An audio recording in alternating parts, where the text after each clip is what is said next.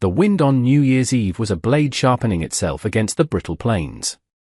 It scoured the dust-choked streets of Despair's Hollow, a town that offered little comfort, and whistled a mournful dirge through the cracked panes of the municipal clerk's office. Inside, the air was stale with the scent of old paper and resignation. Leanne stood before the clerk's heavy oak desk, her hands clasped so tightly the knuckles were white mountains on a pale landscape. She was 28 years old, a solitary willow in a forest of hostile pines, and her life was a vessel she was about to set adrift on an unknown sea. Her dress, a simple prairie cut of white cotton, was meticulously clean but worn thin at the cuffs, a banner of her strained dignity. It was meant to be a wedding dress, but it felt more like a shroud for the life she was leaving behind, a life of struggle and quiet perseverance that had finally met an insurmountable wall. The whispers had followed her for months, slithering from the corners of the general store and the saloon, branding her as an outsider, a burden because of her Chinese heritage. Marry, they said, or be sent away. Her choices had dwindled to two impossible paths, a return to a homeland she no longer knew, or this. A marriage to a man she had met only twice, a rancher named Jasper, whose presence was as vast and silent as the land he supposedly worked. He stood beside her now, a study in stillness. His worn denim jacket and scuffed leather boots spoke of hardship, and his face, weathered by sun and wind, was a mask of stoic resolve. Yet, his eyes, when they had met hers, held a startling depth, a quiet current of integrity that was the single piece of driftwood she clung to. He was, by all accounts, a poor man, a fact that both terrified and oddly reassured her. His poverty meant he was not buying a prize, he was seeking a partner. The clerk, a man whose face seemed permanently soured by the minor tragedies he officiated, droned through the requisite words, his voice a gravelly monotone. Leanne did not hear the legalities. She heard the closing of a door, the turning of a lock. Her mind was a torrent of memories, her father's hands, calloused like Jasper's but from the steady work of the loom, not taming the earth, her mother's voice, a soft melody, promising her a future as bright as the silks she once spun. They had sent her here with dreams that had since withered like untended crops. She was now a root, violently upturned, seeking any soil in which to grow again. When the clerk grunted for her response, her voice was a fragile whisper, a single reed in the wind. I do. Jasper's voice, when it came, was the opposite, a low, steady rumble, like distant thunder promising rain to a parched land. I do. He slid a simple, unadorned band of smoothed iron onto her finger. It was cold against her skin. It was not gold or silver, but it was solid. It was real. He did not let go of her hand. His grip was firm, a silent anchor in the swirling chaos of her thoughts. The clerk stamped a document with a jarring thud, the sound of finality. As they turned to leave, the biting wind that rattled the door seemed a fitting welcome to her new life. Outside, the sky was the color of slate, bruised and heavy with the threat of snow. A new beginning, she told herself, her breath misting in the frigid air. A chance to survive. But as she looked at the silent man beside her, a man who was now her husband, she knew her survival depended entirely on the truth of the character hidden behind those quiet, watchful eyes. As they stepped from the stifling office into the raw, frigid air, a figure detached itself from the shadows of the adjacent livery stable. Marcus Thorne, the town's undisputed patriarch of wealth and influence, moved with a languid arrogance, his fine wool coat a stark contrast to the threadbare world around him. His smile was a thin, predatory slash in his meticulously groomed face. He blocked their path, his gaze sliding over Jasper with dismissive amusement before settling on Leanne with an unnerving intensity, appraising her as one might a piece of livestock. Well, Jasper, Thorne's voice was smooth, laced with a condescension as sharp as glass. I see you found yourself a companion for the winter. An exotic little thing, isn't she? He made no attempt to hide his disdain, his words a direct assault on Leanne's dignity and Jasper's choice. Leanne felt a familiar chill, one that had nothing to do with the wind. It was the ice of prejudice, the cold weight of being seen as less than human. She stiffened, her chin lifting instinctively. She would not let this man see her flinch. Jasper's hand tightened around hers, a silent, protective clench. He shifted his body, subtly placing himself between Leanne and Thorne. His gaze was flat, hard as granite. "She is my wife, Thorn," he said, his voice low and devoid of emotion, yet carrying an unmistakable current of warning. "That is all you need to know." Thorn chuckled, a dry, rustling sound. "Your wife?" "A noble endeavor, trying to domesticate the wild. Do be careful she doesn't run off when your well runs dry." With a final, lingering look at Leanne, a look that promised future trouble, Thorn tipped his hat in a mockery of respect and strode away, leaving a trail of poison in the air. The encounter was a stark reminder of the world Leanne was trying to escape, a world where a person's worth was measured by their wealth and heritage. Jasper said nothing more. He simply led her to a plain, sturdy wagon hitched to a pair of strong but unremarkable horses. He helped her up onto the hard wooden seat, his touch surprisingly gentle, before climbing up beside her. With a soft click of the reins, they moved forward, leaving the miserable cluster of buildings that was Despair's Hollow behind them. The journey was a silent one. The rhythmic clatter of hooves and the groan of the wagon wheels were the only sounds accompanying the rising howl of the wind. They traveled east, away from the setting sun, into a landscape that grew increasingly vast and empty. Leanne watched the man beside her, his profile carved against the darkening sky. He held the reins with an easy confidence, his eyes fixed on the horizon. He was a puzzle she could not yet solve, a man of few words but decisive action.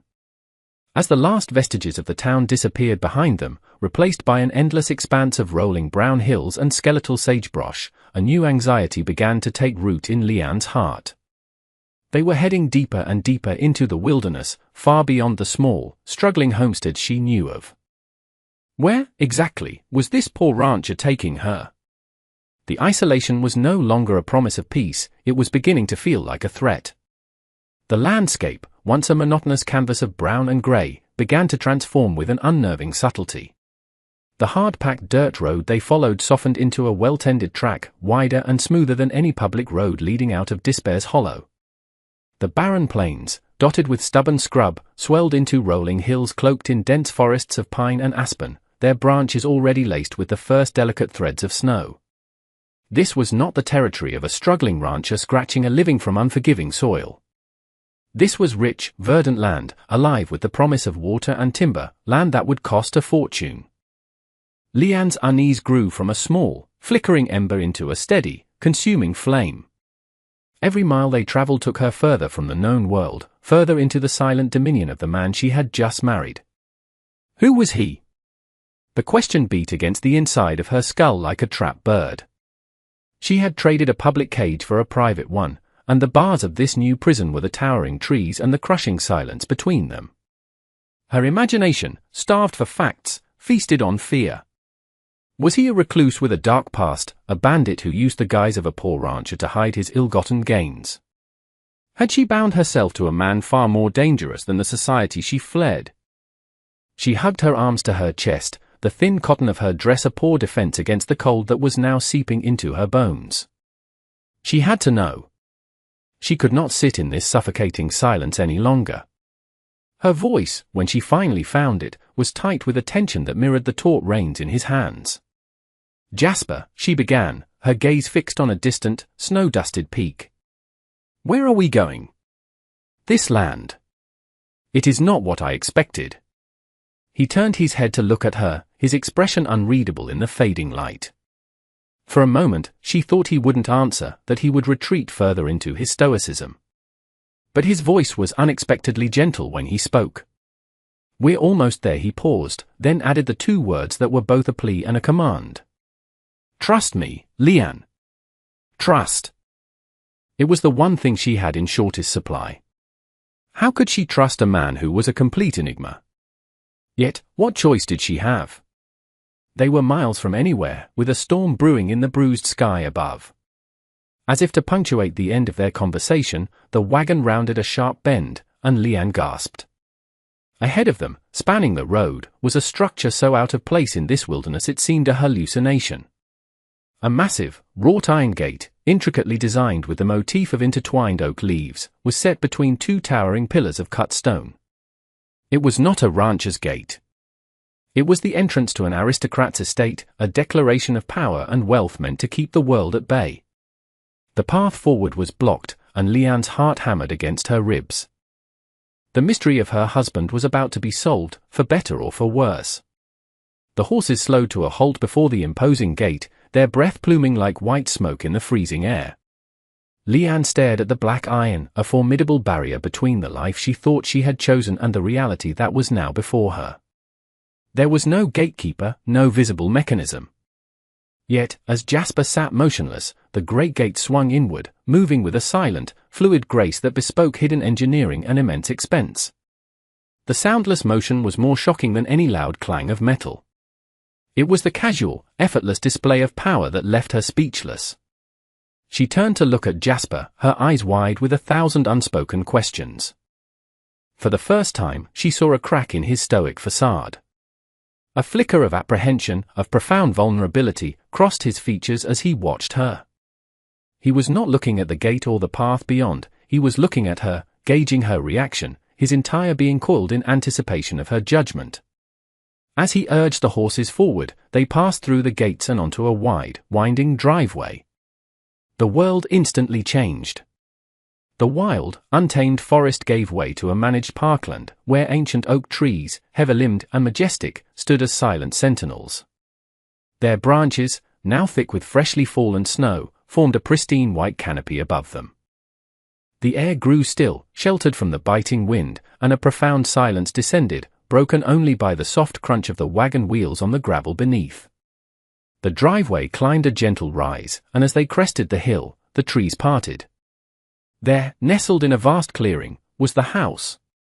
It was not a house. It was a manor, a sprawling edifice of dark, honey-colored stone and rich timber, with dozens of mullioned windows from which a warm, golden light spilled onto the snow-covered grounds. Chimneys breathed gentle plumes of smoke into the twilight sky. It was a place of permanence and history, a fortress of quiet wealth that seemed to have grown from the very land it commanded. Jasper brought the wagon to a stop. The silence in the cab was absolute, a living thing. He finally turned to her, his face fully illuminated by the light from the house. The rough rancher was gone. In his place was a man who belonged to this world, a man whose quietness was not born of simplicity, but of confidence. "My name is Jasper Croft," he said, and his voice was different now, deeper, more resonant, carrying the weight of his new identity. "My family was granted this valley a century ago. I did not lie to you, Leanne. I am a rancher."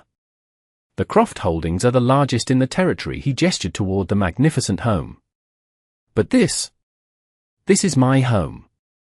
I had to know," he continued, his voice softening, becoming earnest and raw. "I had to know that the woman I married wanted the man, not his name or his land. I watched you in town. I saw how they treated you. And I saw you stand tall against it all. I was looking for a partner with a spine of iron, not a hand outstretched for gold." The mystery was solved. The fear that had clawed at her throat dissolved, washed away by a tidal wave of disbelief and a stunning, overwhelming relief. He had not deceived her to harm her, but to find her. He had hidden his world not to trap her, but to see if she could value a man with nothing. She looked from the breathtaking manor back to the man beside her. She saw the same weathered face, the same calloused hands, the same deep, steady eyes. He was the same man, and yet he was entirely new. He helped her down from the wagon, his hand warm and steady at her elbow. As they approached the towering oak doors of the manor, they swung open as silently as the gates had, revealing a woman in a simple but immaculate dark dress. She was older, with kind eyes and hair the color of spun silver pulled into a neat bun. A warm, welcoming smile touched her lips. "Welcome home, Mr. Croft," she said, her voice soft and respectful. "And welcome to you, madam." She dipped her head slightly toward Leanne. The interior of the house was a stunning contrast to the stark, cold world she had just left. A grand foyer with a floor of polished stone opened into rooms filled with dark, gleaming wood, rich tapestries, and comfortable-looking furniture. The air was warm, smelling of beeswax, burning pine from a massive fireplace, and something else. Safety. It felt like a sanctuary. Leanne was acutely aware of her own appearance, the simple, thin dress, the worn boots peeking from beneath its hem, standing in this hall of quiet opulence. She was a sparrow that had accidentally flown into a king's palace. Jasper seemed to sense her unease. He gave a quiet instruction to the housekeeper, whom he called Mrs. Albright, before gently guiding Leanne into a room to the left of the foyer. It was a library, its walls lined from floor to ceiling with thousands of leather-bound books. A fire crackled and danced in a hearth carved from a single piece of black marble, casting a flickering golden light over the room. He led her to a pair of plush armchairs near the warmth and then stood back, giving her space, allowing her the silence she needed to absorb the monumental shift in her reality. After a few moments, he spoke, his voice low. "I know this is a shock," he said. "My isolation. It is by choice. The world, the one you saw in town with men like Thorn, it values the wrong things. It is shallow and cruel. I saw none of that in you. I saw strength. I saw a quiet dignity that wealth cannot buy. That is the fortune I was searching for." His confession was laid bare, a testament to a profound loneliness she was beginning to understand. He was a man surrounded by immense wealth, yet starved for something genuine. Leanne looked at him, truly looked at him, and saw the honorable man she had glimpsed in the clerk's office. His ruse was not a lie, but a test she had passed without even knowing she was taking it. She reached out and, with a tentative hand, touched his.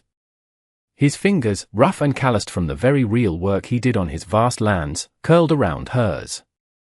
"You are a rancher," she said, her voice soft but steady. It was not a question. It was an affirmation, an acceptance of both the man she thought she had married and the man he truly was. A small smile, the first she had seen, touched his lips, and in his eyes she saw the beginning of a shared future. A sudden knock at the library door shattered the fragile peace. Mrs. Albright entered, her warm expression replaced by one of grave concern. "Mr. Croft," she said, her voice strained with urgency. "Forgive the interruption. A rider has just arrived from town. It's a message from Mr. Thorn. He insists it is a matter of the utmost importance. The outside world, with all its malice and judgment, had found them. The sanctuary had been breached. The conflict was not over, it had just followed them home." The warmth of the fire seemed to retreat, sucked into the cold vacuum of Mrs. Albright's announcement. Jasper's hand, still holding Leanne's, tightened almost imperceptibly. His face, which had just begun to soften with the relief of his confession, hardened into the impassive mask she had first known. He released her hand and rose to his feet in one fluid motion, the quiet rancher replaced by the master of the estate, a man accustomed to command. "Show the messenger to the kitchens, Mrs. Albright. Give him food and see to his horse. Bring the message to me here." His voice was calm, but it held an undercurrent of steel that Leanne had not heard before. It was the voice of a man who did not suffer fools and who was prepared for battle. Mrs. Albright nodded and disappeared. Jasper turned back into the room, his eyes finding Leanne's. He did not apologize for the intrusion or attempt to shield her from it. Instead, he regarded her with a new intensity, as if weighing her reaction, assessing her mettle once more. "Marcus Thorn is a vulture," he said, his voice a low rumble. "He feeds on the weaknesses of others. He has owned Despair's Hollow for 20 years, not by building anything, but by bleeding everything dry. He believes people are puppets, and money pulls the strings." He walked to the fireplace, resting one arm on the heavy marble mantel. "He and my father were rivals. My father believed in the land, in stewardship. Thorn believes only in acquisition. When my father died, Thorn thought the valley would be his for the taking. He has never forgiven me for holding it." The revelation added another layer to the man before her. His isolation wasn't just a philosophical choice, it was a strategic defense. Mrs. Albright returned, carrying a single, sealed envelope on a small silver tray. The stark white of the paper against the polished metal seemed like a formal declaration of war. Jasper took it without a word, his gaze fixed on Thorn's ostentatious wax seal. He broke it with a flick of his thumb, the crackle of paper unnaturally loud in the silent room. As he read, his expression remained unreadable, but Leanne, watching him with a new and fiercely protective focus, saw the subtle clenching of his jaw, the slight narrowing of his eyes. What mattered was the man standing before her, the man who had offered her a partnership built on a foundation of truth, and the shadow that was now attempting to tear it all down before it could even begin. Jasper finished reading the letter and held it out, not to the fire to be burned, but to her. The gesture was one of absolute trust, a silent statement that his battle was now their battle. Leanne took the crisp, expensive parchment, her fingers tracing the elegant, sharp-edged script. The words were a masterpiece of polite, venomous legal threats. Thorn, citing some obscure territorial statute regarding the contracts of indigent and transient persons, declared their marriage null and void. He claimed that as the town's primary creditor, he had the authority to challenge any union that could be construed as a fraudulent attempt to settle debt or claim unearned assets. He was, in essence, claiming Leanne was a fortune hunter and Jasper a fool, and he was using his corrupt legal machinery to invalidate their bond and cast Leanne out from the territory altogether. It was a cruel, sophisticated attack, designed to isolate and humiliate her, to paint her as the very thing Jasper had sought to avoid. She finished reading and slowly lowered the page, her heart a cold stone in her chest. For a moment, the old desperation washed over her, the familiar feeling of being a pawn in a game played by powerful men. But then she looked at Jasper. He was watching her, his face a mask of controlled fury, but his eyes held a question. He was waiting to see if she would break. And in that moment, something shifted inside her. She was no longer Leanne, the solitary outcast. She was Leanne Croft, the wife of the man who stood against the likes of Marcus Thorne. Her spine, which he had so admired, turned to steel. "He is wrong," she said, her voice quiet but ringing with a conviction that surprised even herself. "He calls me indigent. But I am not. I had a trade." Jasper's eyebrows lifted slightly. "My family were weavers," she explained, a flicker of pride warming her voice. "We worked with silk. We were known for our skill. When I came here, there was no silk, no market for such finery. I took work as a seamstress, mending the coarse fabric of this town. It was not my art, but it was honest labor. I never took a single coin I did not earn. I have no debts." She looked down at her own hands, seeing not poverty, but the memory of skill and heritage. "He uses the law as a weapon," she continued, thinking aloud, her mind suddenly sharp and clear.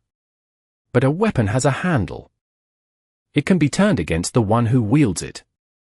He claims fraud. But the only fraud here is his own." Jasper moved from the fireplace and sat in the chair opposite her, leaning forward, his gaze locked on hers. The anger in his eyes was being replaced by something else, fascination. He was seeing the intelligent, resilient woman he had gambled on, and she was not failing him. "Tell me," he said, his voice a low command. "Tell me everything you are thinking." And so, she did. In the warm, firelit library, surrounded by the wisdom of ages, the poor rancher and his immigrant bride began to plot their counterattack, not as a master and his ward, but as true and equal partners. The following morning, the snow had stopped, blanketing the valley in a pristine, silent coat of white. The world looked clean, reborn. It was an illusion, Leanne knew, for they were about to ride back into the heart of the dirt and deceit they had tried to leave behind. Jasper had a sleigh prepared, a sleek, dark wood creation drawn by two magnificent black horses that dwarfed the humble wagon team.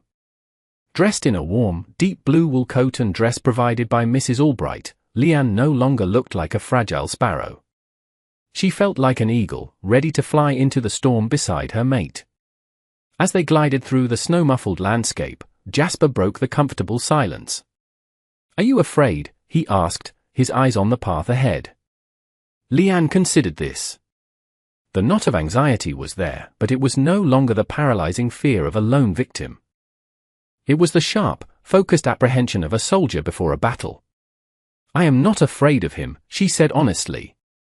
"I am afraid of what he represents. The power of a lie to destroy the truth." Jasper reached over and took her gloved hand. "Truth is a stubborn root," he said. "It can be buried, but it will always find its way to the light. And today, we are bringing the sun." Their arrival in Despair's Hollow caused a stir. The sight of Jasper Croft, a man rarely seen in town, arriving in a fine sleigh with the very woman who was the subject of vicious gossip, was a spectacle.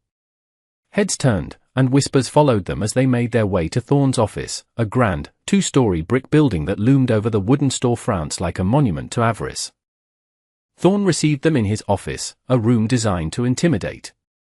He sat behind a desk the size of a small carriage, a smug, confident smile on his face. "Croft," he greeted, not bothering to rise. "And the little bride. Have you come to your senses? I trust my correspondence was illuminating." Jasper stood before the desk, calm and immovable as a mountain. Leanne stood beside him, not a step behind. "Your correspondence was an act of libel, Thorne. And a foolish 1-inch. Thorne's smile faltered. "Strong words," he sneered. "But they're just that. Words. I have the law on my side." It was then that Leanne spoke, her voice clear and steady. "Whose law, Mr. Thorne?" she asked. "The law you purchased? The statute you cite is meant to protect this territory from grifters and vagrants. It is not meant to be a tool for personal vendettas." Thorne's eyes snapped to her, his surprise quickly curdling into rage. "You will be silent," he hissed. "You have no standing here." "On the contrary," Leanne said, taking a step forward. "I have every standing. You have accused me of being a penniless fraud. You have defamed my character. You seem to believe that because I am a woman, and a foreigner, I am also an ignorant fool. That is your mistake." She placed a small, neatly folded bundle of papers on his desk. "These are my ledgers.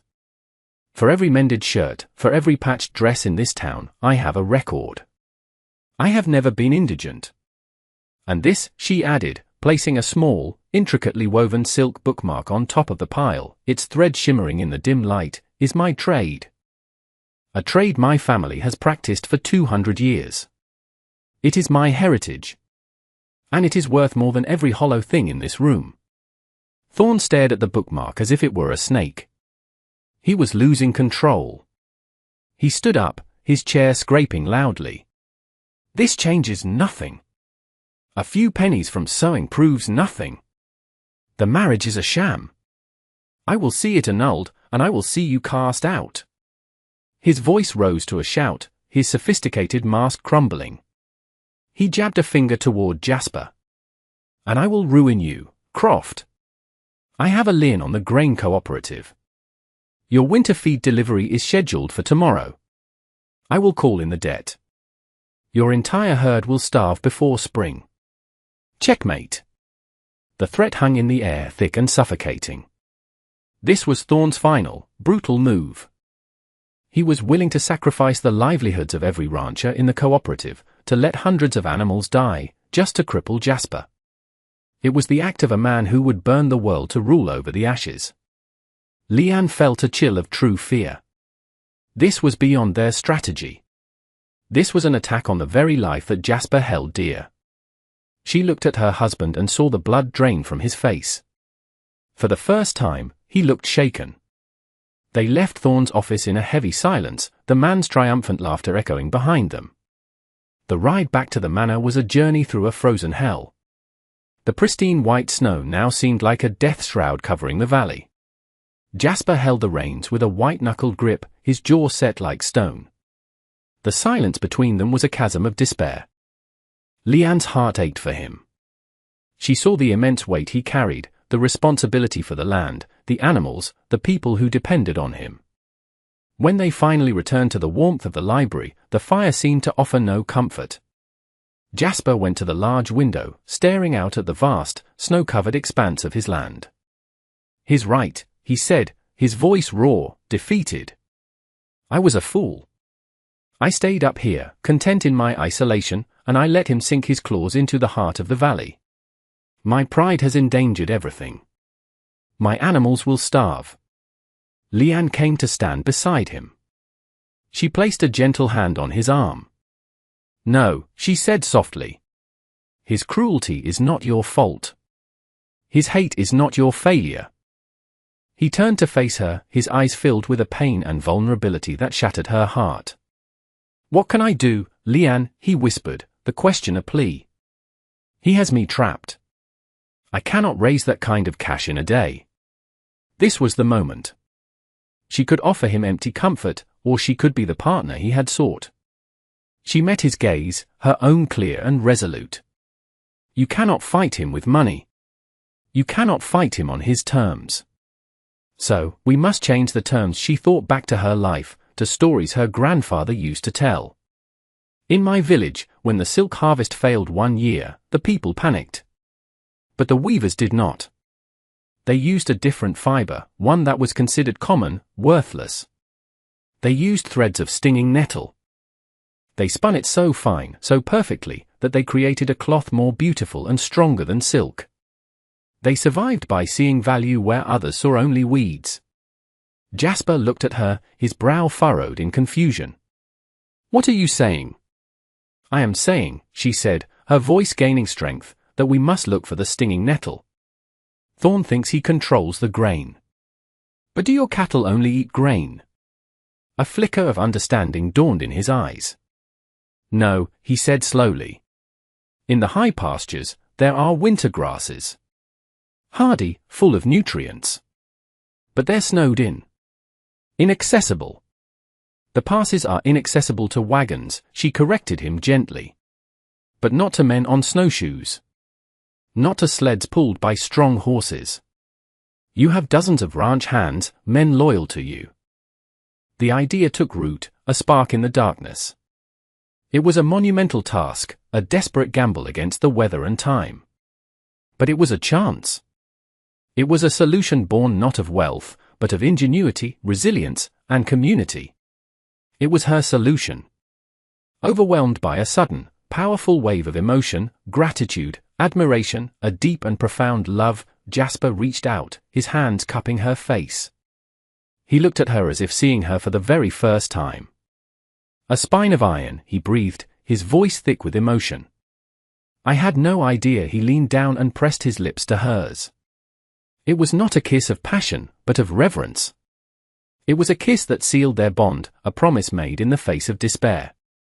It tasted of the cold winter air, the warmth of the fire, and the hope of a new dawn.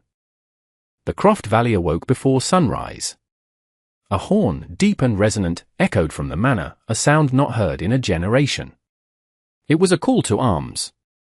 Ranch hands, roused from their slumber, gathered in the courtyard, their faces etched with confusion and concern. They stood before Jasper, who was flanked by Leanne, the strange, quiet woman they now knew as his wife. In the flickering torchlight, Jasper laid out Thorn's treachery and then, with a voice full of renewed conviction, he laid out Leanne's plan. He spoke of the winter grasses, of the old high-pastured trails, of survival. He did not offer them extra wages, he offered them a stake in their own future, a fight against the man who sought to starve them all. A murmur went through the crowd, a mixture of doubt and desperation. It was a mad plan. But then they looked at Jasper Croft, a man who had always been fair, and at the woman beside him, whose quiet strength seemed to radiate a strange and powerful hope. One by one, the hands stepped forward, their allegiance pledged not to a paycheck, but to a cause. The day was a blur of frantic, organized activity. Sleds were constructed, snowshoes were distributed, and teams of men and horses, led by Jasper himself, ascended into the snow-choked highlands. From the manor, Leanne coordinated the other part of the plan. She worked with Mrs. Albright and the household staff, transforming the great kitchens into a provisioning station, preparing high-energy food and hot drinks for the men. She was no longer a stranger in this house, she was its heart, directing the flow of life within its walls while its master fought for its survival outside. By nightfall, the first sleds returned, laden with bales of the tough, frost-cured grass. It was a grueling, exhausting success. The work continued through the night and into the next day. When Thorn's man arrived at the cooperative to officially call in the lien and witness the beginning of the end for the Croft Ranch, he was met not with desperation, but with the sight of a long line of sleds delivering feed to the cattle. The plan had worked. Thorn's weapon had been disarmed. That evening, an exhausted but triumphant Jasper returned to the manor. He found Leanne in the library, waiting for him by the fire. He was caked in snow and mud, looking more like the poor rancher she had first met than ever before. He crossed the room and simply pulled her into his arms, holding her tightly, burying his face in her hair. "You saved us," he murmured into the silk of her hair. "You saved everything." "No," she whispered back, her arms wrapped around his waist. "We saved it. Together." He drew back, his hands framing her face, his eyes shining with a love so fierce and so clear it took her breath away. The last vestiges of his solitude had been burned away in the crucible of the last 2 days. He was no longer a man hiding from the world, but a man who had found his world, right here in his arms. The new year had come and gone, unnoticed in the chaos.